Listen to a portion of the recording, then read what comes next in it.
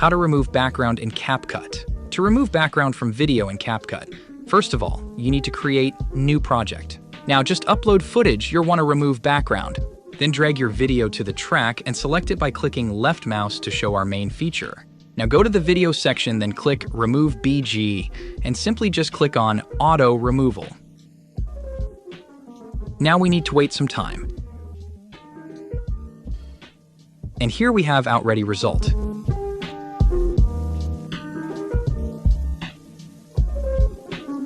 But here you can also add some different strokes, like straight cut stroke,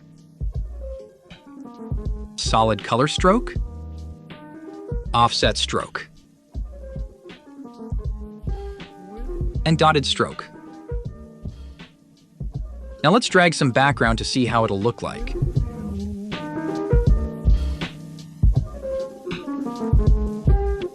To improve our footage, we can just go to Adjustment and add Custom Adjustment, and here just change settings in its sole discretion.